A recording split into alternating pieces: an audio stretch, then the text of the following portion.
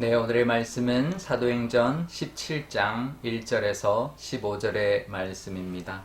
그들이 암비볼리와 아볼로니아로 다녀가 데살로니가에 이르니 거기 유대인의 회당이 있는지라 바울이 자기의 관례대로 그들에게로 들어가서 새 안식일에 성경을 가지고 강론하며 뜻을 풀어 그리스도가 해를 받고 죽은 자 가운데서 다시 살아나야 할 것을 증언하고 이르되 내가 너희에게 전한 이 예수가 곧 그리스도라 하니 그 중에 어떤 사람 곧 경건한 헬라인의 큰 무리와 적지 않은 귀부인도 권함을 받고 바울과 실라를 따르나 그러나 유대인들은 시기하여 저자의 어떤 불량한 사람들을 데리고 때를 지어 성을 소동하게 하여 야손의 집에 침입하여 그들을 백성에게 끌어내려고 찾았으나 발견하지 못하매 야손과 몇 형제들을 끌고 읍장들 앞에 가서 소리질러 이르되 천하를 어지럽게 하던 이 사람들이 여기도 이름에 야손이 그들을 맞아들였도다. 이 사람들이 다 가이사의 명을 거역하여 말하되 다른 임금 곧 예수라 하는 이가 있다 하더이다 하니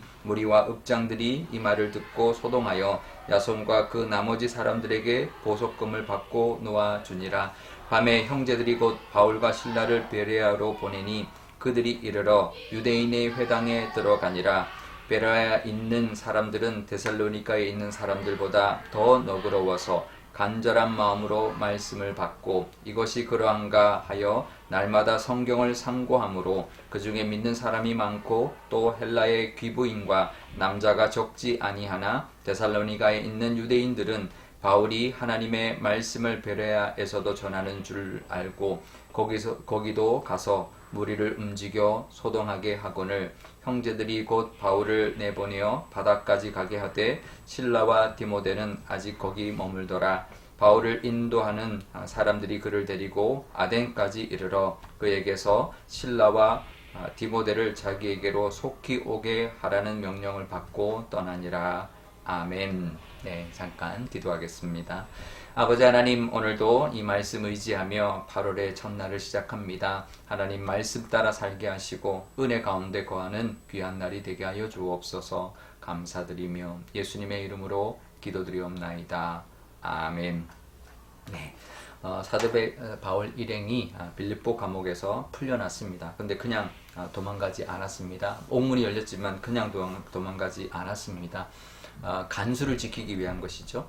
베드로는 도망 나왔지만 이 사도 바울은 앉아 있었습니다. 그리고는 간수를 구원하고 그 가족을 구원했는데요.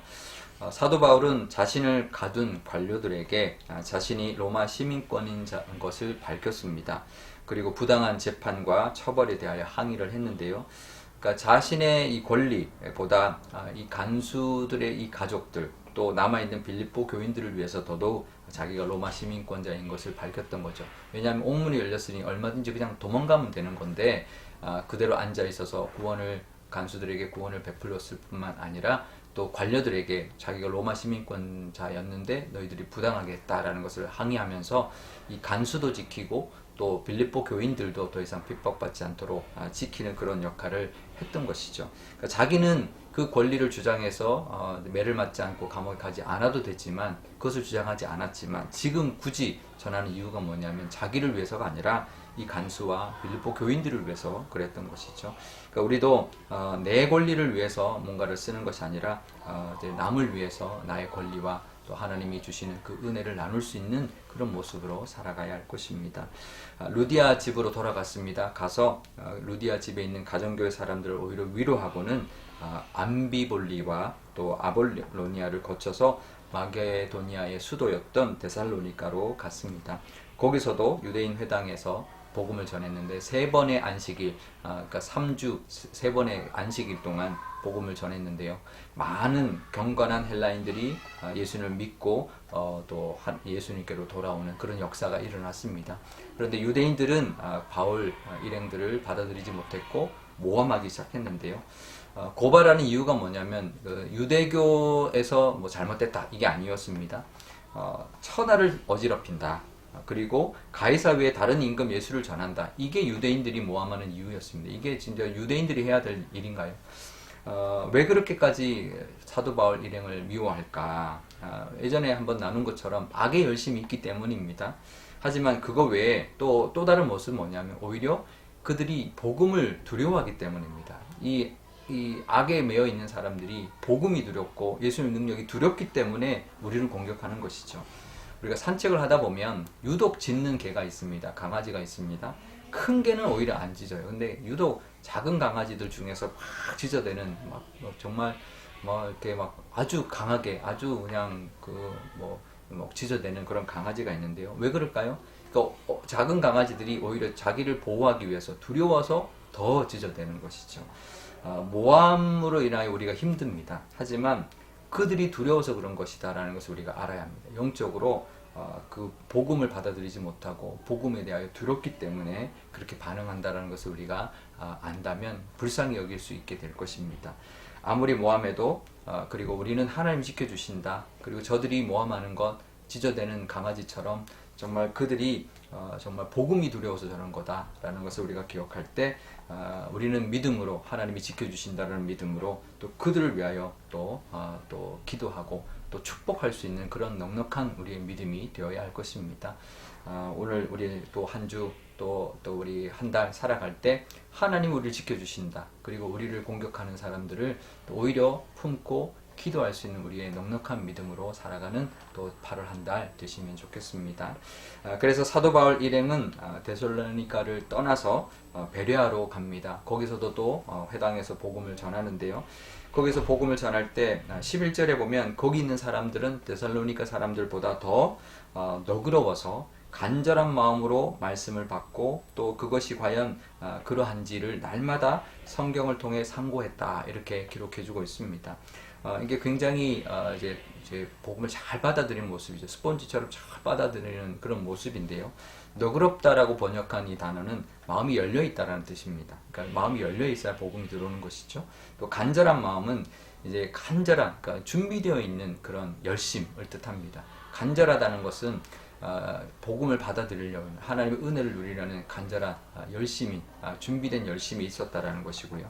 상고하다라는 것은 이 말씀이 과연 맞는지 검증하려고 하는 적극적인 태도, 말씀을 통해서 내가 이게 정말 이 말씀이 진리인지 이 말씀이 정말 하나님의 말씀인지를 이제 적극적으로 이제 찾고 또 하는 그런 모습의 그 태도, 행동을 뜻하는데요. 그러니까 이런 모습이 있을 때 정말 우리 믿는 사람들이 더 많이 생겨나고 그 믿음이 더 견고해지는 것이죠. 우리도 이런 베레아 사람들처럼 이런 마음이 있어야 될 것입니다. 그래야 말씀이 들어오고 말씀이 역사하고 삶이 변하고 믿음이 더욱더 성장하는 그런 우리의 모습이 될 것입니다. 열린 마음으로 준비된 열심으로 늘 말씀을 붙들고 살아가려고 하는 그런 태도를 가지고 살아갈 때 우리의 믿음이 성장하고 열매가 맺혀질 줄 믿습니다. 마음만 있어도 안 됩니다. 열심히 있어야 합니다. 또 열심만 있어도 안 됩니다. 정말 적극적인 행동이 뒤따라야 합니다.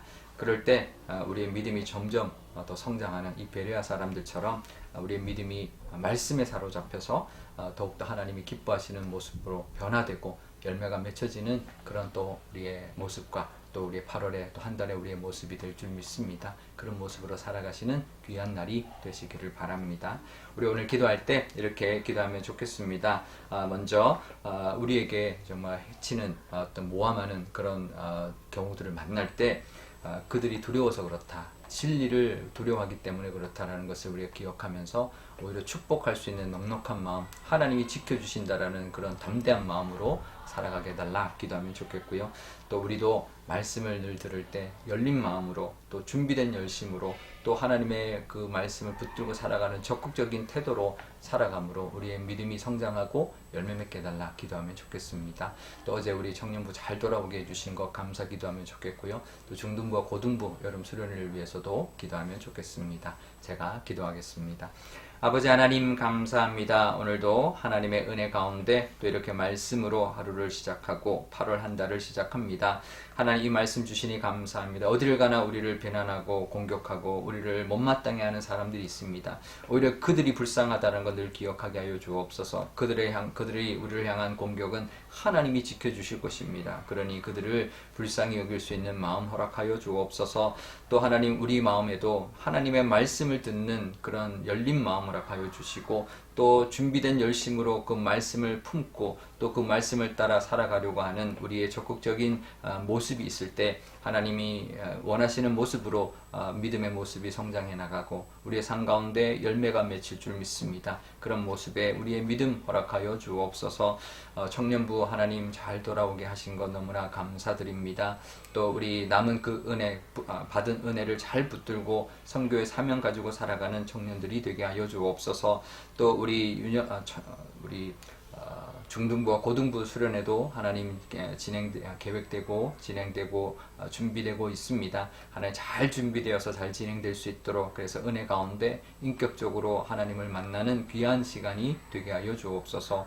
감사드리며 예수님의 이름으로 기도드리옵나이다. 아멘. 주기도문 하겠습니다. 하늘에 계신 우리 아버지, 아버지의 이름을 거룩하게 하시며 아버지의 나라가 오게 하시며 아버지의 뜻이 하늘에서와 같이 땅에서도 이루어지게 하소서. 오늘 우리에게 일용할 양식을 주시고 우리가 우리에게 잘못한 사람을 용서하여 준 것 같이 우리 죄를 용서하여 주시고 우리를 시험에 빠지지 않게 하시고 악에서 구하소서. 나라와 권능과 영광이 영원히 아버지의 것입니다. 아멘.